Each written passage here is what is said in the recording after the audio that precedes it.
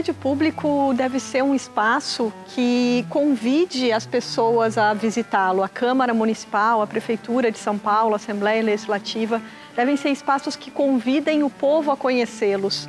E acho que não tem instrução maior para a população sobre a história da sua cidade, do seu estado ou país, do que quadros como esses aqui do Salão Nobre da Câmara Municipal, que nos ajudam a conhecer o passado a partir de imagens construídas para que contem essa história de forma convidativa para as pessoas, para as crianças, para os estudantes que possam conhecer o passado a partir das pinturas.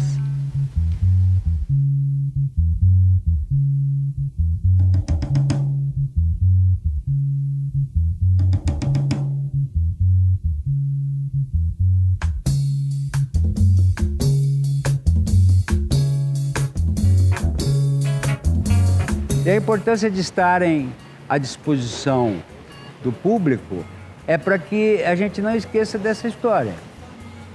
É importante, a obra de arte serve para isso, ela serve para registrar o tempo e a memória de fatos relevantes para a história do país. E é isso que elas têm em comum. É uma denúncia, é uma revelação do que foi praticado, do arbítrio e da barbaridade, e essa intenção mais nobre que é a de preservar e nos afastar desses perigos no futuro.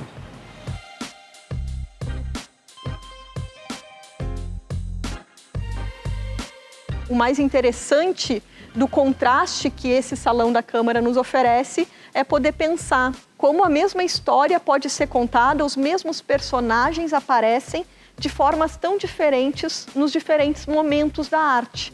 Porque quando nós olhamos para uma pintura, o importante é pensar, aquela pintura se refere mais ao ano de 1913, que foi o ano que Parreiras a pintou, do que ao ano de 1560, que é a cena que está representada. Porque lá nós temos uma representação de 1560, mas feita por um homem do início do século XX. A historiografia estava em disputa nesse momento. Ele pinta um Padre Anchieta no fundo do quadro. Ele dá mais relevo ao João Ramalho. Para o Parreiras, mais importante, era o João Ramalho, o colonizador. Clóvis Graciano vai pintar, já na década de 60, quando a historiografia de São Paulo já se alterou.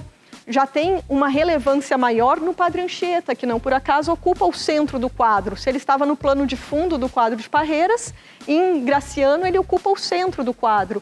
E nós vemos os colonizadores portugueses e depois os indígenas e os brasileiros se associando aqui no encontro, porque em 1960 já estava bastante consolidada essa visão dos bandeirantes como os grandes formadores de São Paulo.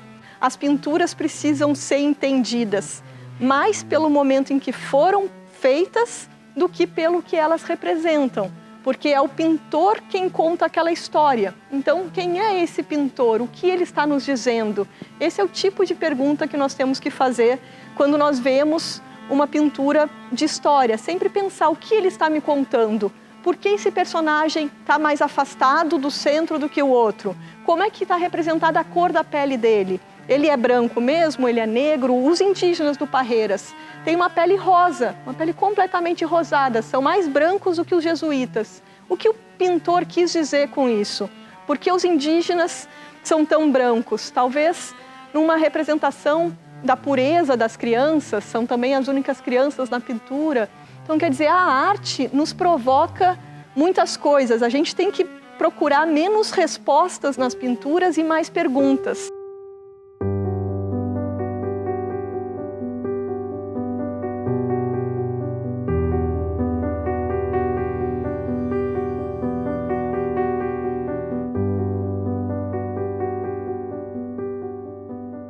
Eu acho que toda obra de arte, na sua origem, tem o desejo de ser pública.